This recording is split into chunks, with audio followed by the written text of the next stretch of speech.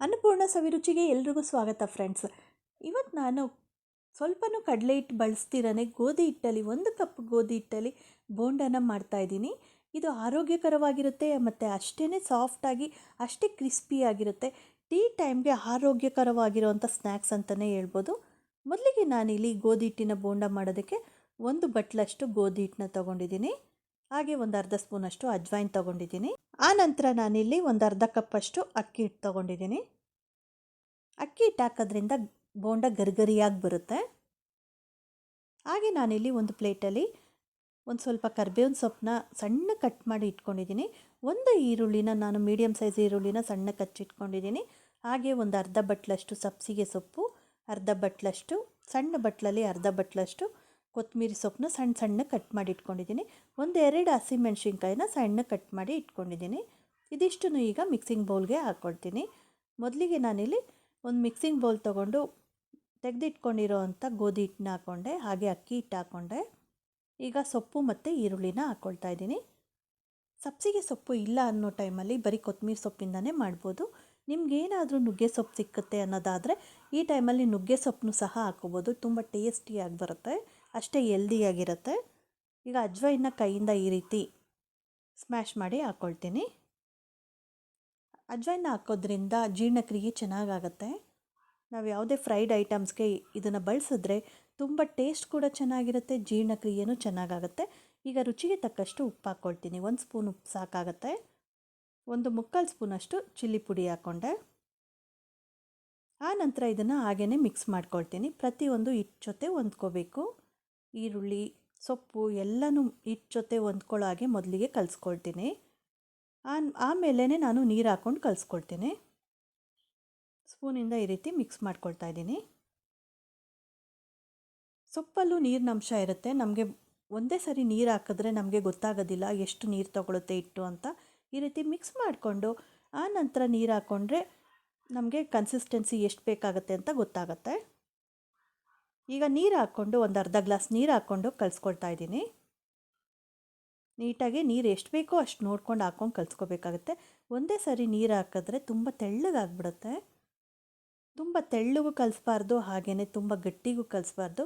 ತುಂಬ ಗಟ್ಟಿ ಕಲಿಸ್ರೆ ಬೋಂಡ ತುಂಬ ಗಟ್ಟಿಯಾಗಿಬಿಡುತ್ತೆ. ಮತ್ತು ತುಂಬ ತೆಳ್ಳಗಾದರೆ ನಾವು ಬೋಂಡ ಕರಿಯೋದಕ್ಕೆ ಸರಿ ಹೋಗೋದಿಲ್ಲ. ಮೀಡಿಯಮ್ ಅಳತೆನಲ್ಲಿ ಕಲಿಸ್ಕೋಬೇಕಾಗತ್ತೆ. ಇನ್ನೊಂಚೂರು ನೀರು ಹಾಕ್ಕೊಂಡು ಕಲಿಸ್ಕೊಳ್ತಾ ಇದ್ದೀನಿ.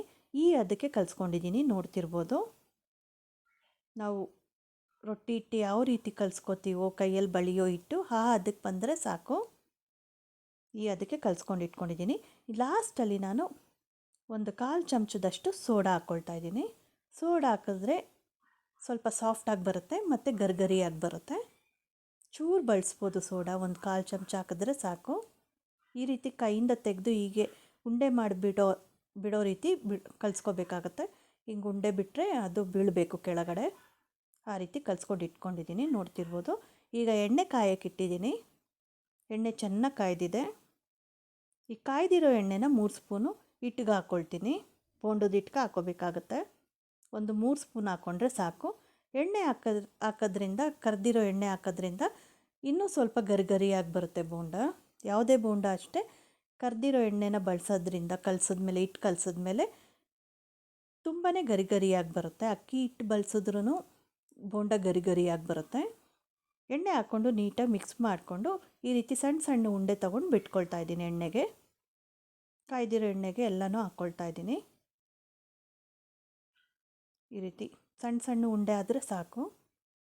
ಎಣ್ಣೆ ಚೆನ್ನಾಗಿ ಕಾಯ್ದಿದ್ರೆ ಅದೇ ಮೇಲೆ ಬರುತ್ತೆ. ಸ್ವಲ್ಪನೇ ತೆಗೆದು ಬಿಟ್ಕೊಳ್ತಾ ಇದ್ದೀನಿ. ಒಂದೊಬ್ಬೆ ಹಾಕ್ಕೊಂಡಿದ್ದೀನಿ, ನೋಡ್ತಿರ್ಬೋದು. ಮೀಡಿಯಮ್ ಫ್ಲೇಮಲ್ಲಿ ಇಟ್ಕೊಂಡು ಮಾಡಬೇಕಾಗತ್ತೆ. ಲೋ ಫ್ಲೇಮಲ್ಲಿ ಇಟ್ಕೊಂಡ್ರೆ ಎಣ್ಣೆ ಕುಡಿದ್ಬಿಡುತ್ತೆ ಯಾವುದೇ ಬೋಂಡ ಆದರೂ. ಸ್ವಲ್ಪ ಮೀಡಿಯಮ್ ಇದ್ದರೆ ಒಳ್ಳೆಯದು. ಹಿಟ್ಟು ಕೂಡ ಚೆನ್ನಾಗಿ ಬೇಯುತ್ತೆ ಮತ್ತು ಗರಿಗರಿಯಾಗೂ ಬರುತ್ತೆ, ಎಣ್ಣೆ ಕುಡಿಯೋದಿಲ್ಲ. ಈಗ 2 ಸೈಡೂ ತಿರುವಾಕೊಂಡು ಈ ರೀತಿ ಬೇಯಿಸ್ಕೊಳ್ತಾ ಇದ್ದೀನಿ. ಹಿಟ್ಟು ಚೆನ್ನಾಗಿ ಬೇಯಬೇಕು ಅಂದರೆ ಮೀಡಿಯಮ್ ಫ್ಲೇಮಲ್ಲೇ ಇಟ್ಕೋಬೇಕು. ಹೈ ಫ್ಲೇಮಲ್ಲಿ ಇಟ್ಕೊಂಡ್ರೆ ಸೀದೋಗ್ಬಿಡುತ್ತೆ ಮತ್ತು ಹಿಟ್ಟು ಬೇಯೋದಿಲ್ಲ.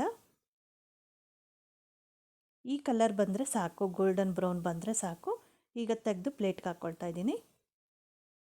ಈಗೆಲ್ಲನೂ ತೆಗೆದು ಪ್ಲೇಟ್ಗೆ ಹಾಕ್ಕೊಂಡು ಮಿಕ್ಕಿದ್ದನ್ನು ಹಾಗೇ ಕರ್ಕೋಬೇಕಾಗತ್ತೆ. ಈಗ ನೋಡಿ ರೆಡಿಯಾಗಿದೆ, ಪ್ಲೇಟಲ್ಲಿ ಸರ್ವ್ ಮಾಡಿದ್ದೀನಿ. ತುಂಬಾ ಕ್ರಿಸ್ಪಿಯಾಗಿತ್ತು ಮತ್ತು ಅಷ್ಟೇ ಟೇಸ್ಟಿಯಾಗಿತ್ತು. ಮಧ್ಯ ಅಂತೂ ತುಂಬ ಸಾಫ್ಟಾಗಿ ಬಂದಿತ್ತು. ನಾವು ಕಡಲೆ ಹಿಟ್ಟಿಂದ ಮಾಡಿದ್ದೀವೋ ಅಥವಾ ಗೋಧಿ ಹಿಟ್ಟಿಂದ ಮಾಡಿದ್ದೀವೋ ಅಂತಲೇ ಗೊತ್ತಾಗೋದಿಲ್ಲ, ವ್ಯತ್ಯಾಸನೇ ಗೊತ್ತಾಗೋದಿಲ್ಲ, ಅಷ್ಟು ಚೆನ್ನಾಗಿತ್ತು. ಮನೆಯಲ್ಲಿ ಕಡಲೆ ಹಿಟ್ಟು ಖಾಲಿಯಾಗಿದ್ದಾಗ ಇಮಿಡಿಯೇಟ್ ತಿನ್ನಬೇಕು ಅನಿಸ್ದಾಗ ಈ ರೀತಿ ಮಾಡ್ಕೋಬೋದು. ಈಗಂತೂ ಚಳಿಗಾಲ, ಸಾಯಂಕಾಲ ಟೈಮ್ ಏನಾದರೂ ತಿನ್ನಲೇಬೇಕು ಅನಿಸುತ್ತೆ. ಆರೋಗ್ಯಕರವಾಗಿರೋವಂಥ ಸ್ನ್ಯಾಕ್ಸ್ ಮಾಡಿದ್ರೆ ನಾವು ಕೂಡ ಆರೋಗ್ಯವಾಗಿ ತಿಂದು ಆರೋಗ್ಯವಾಗಿರ್ಬೋದು. ನಿಮಗೆ ನಾನು ಮಾಡಿರೋವಂಥ ಗೋಧಿ ಹಿಟ್ಟಿನ ಬೋಂಡ ಇಷ್ಟ ಆಗಿದ್ದರೆ ಒಂದೇ ಒಂದು ಲೈಕ್ ಮಾಡಿ, ಹಾಗೆ ಶೇರ್ ಮಾಡಿ. ಮಕ್ಳಿಗೂ ಸಹ ಈ ರೀತಿ ರೆಸಿಪಿಗಳನ್ನ ಮಾಡಿಕೊಡಿ. ಮತ್ತೆ ಸಿಗ್ತೀನಿ ಇನ್ನೊಂದು ವಿಡಿಯೋದಲ್ಲಿ. Thank you for watching.